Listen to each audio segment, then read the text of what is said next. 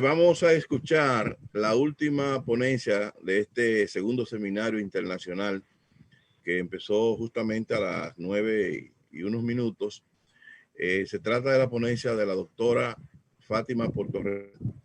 Ella es antropóloga social, profesora del Instituto Tecnológico de Santo Domingo, activista social, y queremos ver si Fátima realmente está en conexión con nosotros ahora. Fátima, por favor, ¿nos puede confirmar? Claro, hola, ¿cómo estás? ¿Me escuchas bien? Sí, perfectamente. Así es que Perfecto. te dejamos a ti de última. Tú Sí, no vas a excusar, no hay pero problema. haga su exposición y contigo vamos a concluir en breve, ahorita, cuando usted disponga. Adelante. Gracias por la invitación. Yo tengo un trabajo que todavía está en proceso y bueno, te haré pasar ya la estructura más directa. Yo voy a presentar solo unas imágenes y voy a discutir un poco lo que voy a leer. Déjame ver si puedo acceder a la parte. Bueno, eh, el presente trabajo trata sobre el cuerpo y el castigo en la sociedad multiétnica de Santo Domingo Colonial. Ante todo, es importante señalar que es un tema que ha sido tratado más por juristas que por la historiografía tradicional.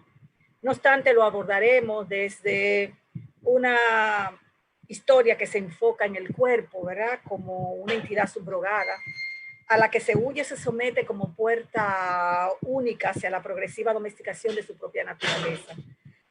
Para ello nos serviremos de los códigos y leyes que recogen las fuentes romanas y castellanas sobre el tratamiento que se le daba a los cuerpos de los esclavizados y esclavizadas y de aquellos que eran libres, así como la mirada que configuraron tales discursos durante la colonia. Esta investigación todavía está en pañales. Yo la estoy haciendo tanto no solo para los esclavizados, sino también para los diferentes grupos, los peninsulares, etcétera. Voy a trabajar básicamente, situarme en el debate del honor, el debate de la corporalidad y el castigo, como centro importante de las instituciones castellanas en la que se amparaba la ley civil y religiosa. Los aborígenes, negros y negras esclavizados, jugaron un papel importante y significativo en la sociedad colonial, no solo como una mano de obra explotada, sino también como corporalidad reinventada en las tierras nuevas. Veamos lo que aconteció en la colonia castellana. En la América colonial, el castigo como pauta de ordenamiento se traza bajo las instrucciones y legislaciones coloniales. El universo moral es clave para entender cómo se justificó la estructuración del orden sobre el cuerpo y las costumbres. El castigo se sostiene en una moral como propuesta para infundir miedo, para que los individuos como el colectivo entendieran y aceptaran el orden social colonial castellano. Tal como se construyeron los discursos coloniales, el castigo tenía una justificación moral para que la administración tuviera los mecanismos por medio de los cuales pudiera hacer cumplir la ley. El dispositivo legislativo y la práctica penal se sostenían el suplicio y el castigo, porque eran los mecanismos que sostenían el poder colonial. Tenían que ser públicos para que se cumplieran su función primordial, de servir de ejemplo para el resto de la sociedad. Por tanto, las cárceles solo tenían una función precautoria y no punitiva. Y esto se puede ver asociado con los diálogos confesionales, las penitencias, los castigos corporales y las reprimendas morales. De ahí que la dicotomía castigo-moral tenían una misma cara, sin importar la temporalidad, se dibujaron como una fuerza escrita a la doctrina cristiana. No importó, durante todo el periodo colonial tuvieron esa adscripción, la cual por supuesto entendía que todo tipo de desequilibrio social estaba guiado por el maligno y para controlar dichas fuerzas se hacía necesario recurrir al sufrimiento y el dolor. Entonces se convertiría en la única vía para resarcir la fuerza del bien y por tanto la quema invitaba a la purificación y los azotes ennoblecían el cuerpo. De ahí que el castigo y el orden social era el cuerpo abstracto de la ley y la corporalidad. Y la expresión física donde el control moral regía como parámetro que encarnaba lo privado y la última expresión de lo público. Lo relativo a la dignidad, costumbres y reglas consuetudinarias, soporte básico de una ideología basada en la cristiandad y su representación en el ámbito de lo privado y público, era la llave para controlar el lado salvaje de lo humano. Las instituciones castellanas y religiosas establecieron el dispositivo de la disciplina. El lugar del castigo del cuerpo marca el modelo civilizatorio occidental. La violencia es la marca de la colonialidad. La autoridad estaba amparada por un sistema judicial en el cual la justicia era comprendida como un sistema de ofensa y aplicación de castigo. En la concepción medieval, la cultura cristiana tenía la capacidad para sujetar la sensorialidad desbordante, por lo que sus castigos marcan ideologías y definen espacio en una dimensión de lo cotidiano y de lo público. El conocimiento sobre la corporeidad y los castigos marcan la colonización y occidentalización de Santo Domingo. Entender las concepciones y representaciones de los cuerpos es significativa, pues muestra la cosmovisión contrapuesta de una cultura que se moderniza o se apega a sus ideologías con un corte propio o ajeno, en el que la pluralidad cultural tiene que ser objeto de mira para poder concretizar la colonialidad. Las aventuras sexuales, la resistencia, las privaciones, mortificaciones de la carne muestran muestran en el mundo colonial el proceso que poco a poco va a privatizar el cuerpo, desde el objeto, el blanqueamiento y hasta el ennoblecimiento, que van a diferenciar a los peninsulares de criollos, de esclavizados y rebeldes. La mentalidad castellana, en su proceso de empujar un proyecto civilizatorio y occidentalizado, instauró un orden en Santo Domingo que reproducía a grandes rasgos la realidad multiforme de representaciones de los significantes que condenaban el placer, la euforia, las emociones, las prácticas y actos que se identificaban con la naturaleza y diversidad étnica que entroncaba la sociedad esclavista. Por lo que todo acto que rebasara lo privado hacia lo público era considerado perjudicial y de un orden que correspondía al brazo secular o eclesiástico, según la afrenta. La condena de castigo físico como pena judicial y la mortificación del cuerpo son los límites que se abren para garantizar los procesos de control de la violencia, las sublevaciones de los esclavizados y las transgresiones morales, y lo que no es propio, es decir, los códigos que ese otro marcó por su etnicidad como los elementos que sirven de puente entre uno y otro para la marca de lo contrario. En la cultura cristiana, el cuerpo es visto como una adversidad. El cuerpo sustenta a una persona si tiene la capacidad de controlarlo. El cuerpo es vehículo de pecado, es una estructura que puede llevarte a la salvación o a la destrucción. En el mundo medieval, por ejemplo, el cuerpo, según Jacques Legault, es el lugar donde se producen algunas de las más importantes tensiones en la época de Occidente. En la dinámica de la sociedad colonial, la esclavitud constituía un orden económico y por ende el esclavizado y la esclavizada tenían un corte monetario. No obstante, era un ser humano, aunque legalmente se definía como una cosa, siguiendo la tradición de las viejas leyes romanas. En las leyes de India, el derecho estricto o restringido da una normatización de las personas, aunque buscaban legislar más a lo público que lo privado. Es importante resaltar que cada individuo, en las circunstancias personales que fuese, sea un súbdito o no, era un individuo que tenía que estar sometido a esa moral religiosa y a esas instancias jurídicas que definían su cuerpo y su decencia como propuesta de civilidad. El cuerpo del esclavizado se reconocía por su fuerza de trabajo y por la posibilidad de ser bautizado o cristianizado. Es decir, si te cristianiza y abandonas tus prácticas paganas, tu cuerpo se elevará, se domesticará y podrá entrar en la categoría de lo humano. Es decir, si acepta las normas y prácticas de autocontrol corporal, te da la posibilidad de crear el distintivo de la civilidad o domesticación. Por ello estaba claro que aquel que no se convertiría al cristianismo, siguiera bajo la ley del deleite, canalizando su deseo más íntimo, estaría fuera del grupo y por ende estaría en la barbarización. En el Santo Domingo colonial, todo sujeto que no asumiera el tabú del esperma, la administración del orgasmo, la represión de la lujuria, el control de la sangre menstrual, el autocontrol y la culpabilización de la conducta impúdica o obscena estaban bajo la mirada y el poder de la justicia civil y eclesiástica. La ciudad de Santo Domingo estaba atravesada por sus propios límites, espacio controlado por fronteras de piedra, con puertas que se abren al amanecer y al anochecer. Por un tiempo que tenía un referente guiado por las campanas de la iglesia, que controlaban la naturaleza de los hombres y las mujeres que residían en la ciudad y contabilizaban su tiempo en una jornada de 24 horas siguiendo las horas canónicas. Sistema que buscaba una distribución adecuada de las oraciones de los eclesiásticos, la jornada de los esclavizados y hombres y mujeres libres. Cada 24 horas se dividía de acuerdo con los monásticos anuncios del rezo que correspondían a la medianoche, a las laudes, a la prima, al mediodía y a la hora exacta, a la víspera, entre otras. Esto regulaba el ritmo de la vida diaria y de las festividades según el calendario anual de la Iglesia Católica. El modelo que fue admisible para el manejo del cuerpo era puramente procreativo, el cual era solo admisible bajo la sábana conyugal que normalizaban el matrimonio, aunque realmente todo eso se violó en términos de las relaciones de pareja, rechazando todo lo que se violentara ese ritmo que imponía inmovilidad y evitaban la nocturnidad y por ende los desbordes corporales. En este marco es claro el protagonismo de la Iglesia.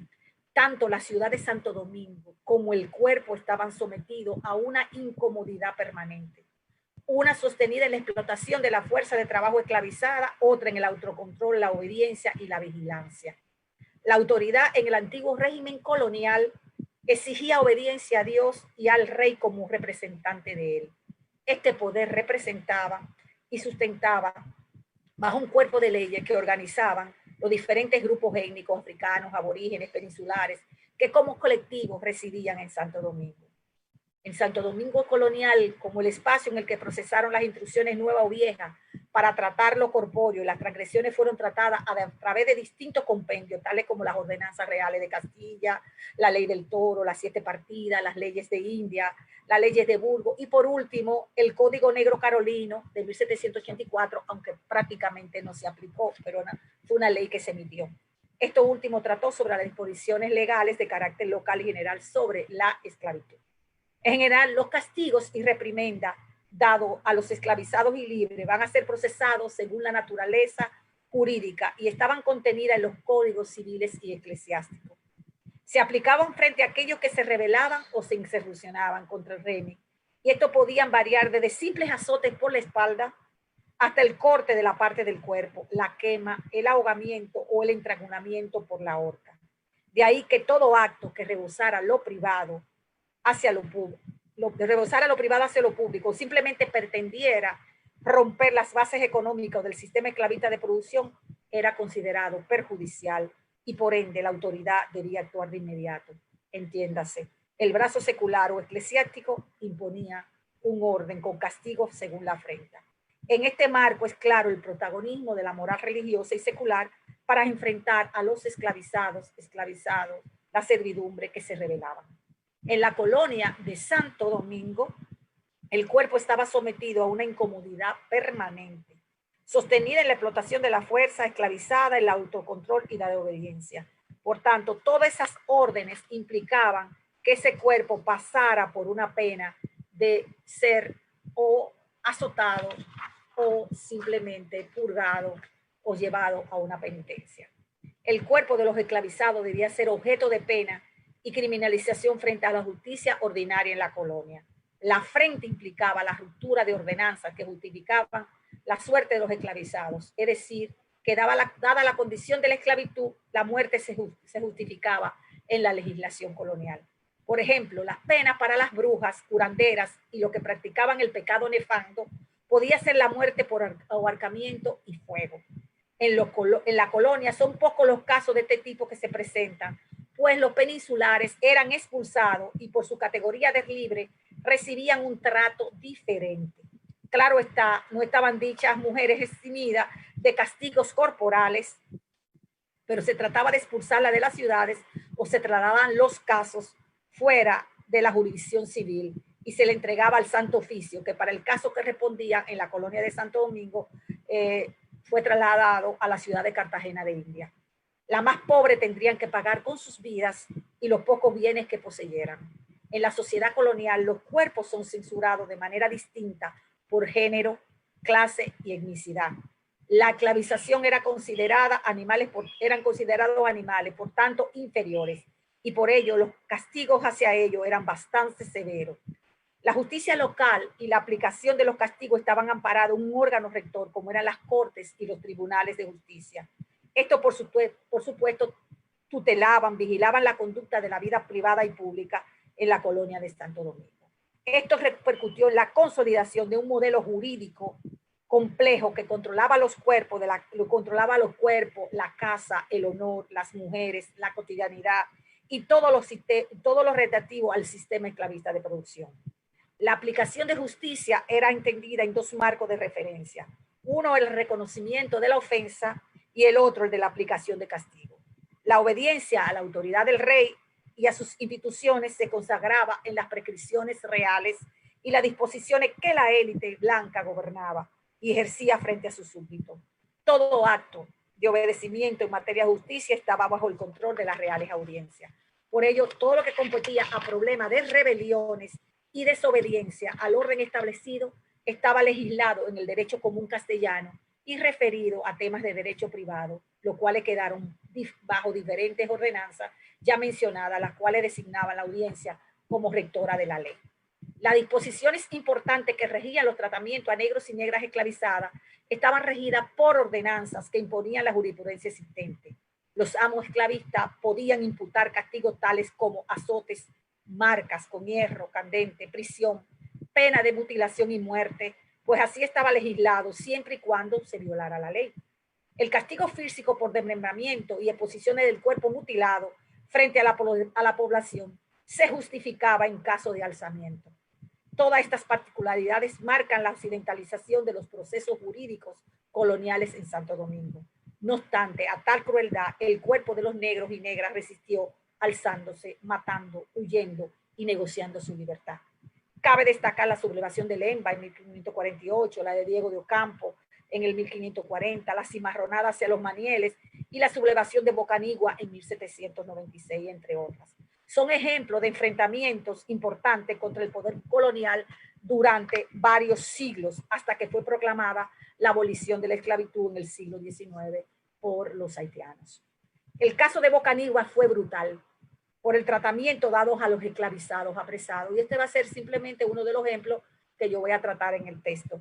El instrumento jurídico recurrió al cuerpo para demostrar su poder y significó actos violentos que alteraron la vida en la ciudad de Santo Domingo.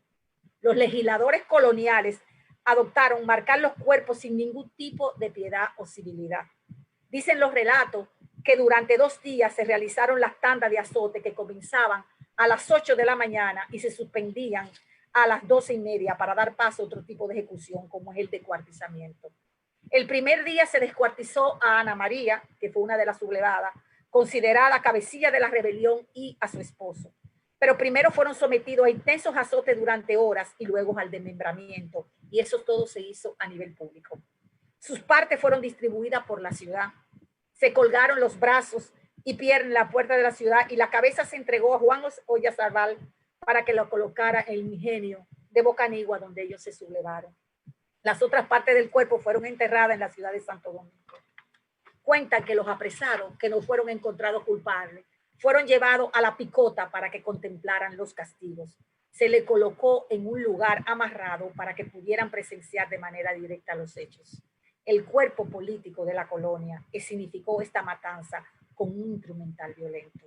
En el caso de la rebelión de Bocanigua, la gobernación necesitaba reprender, coaccionar y mostrar como ejercicio correctivo la muerte en su forma más violenta, y el castigo corporal debía ser suministrado durante el día para que los gritos, la sangre y el sufrimiento mostraran la fuerza del poder colonial bajo sus rasgos distintivos, la de una sociedad que sanciona y a la que hay que obedecer. La disciplina como poder omnisciente marcaron los cuerpos bajo un dispositivo correctivo y caótico. La rebelión de Bocanigua está marcada por una traza de un proyecto que no fue inocente. Muchísimas gracias.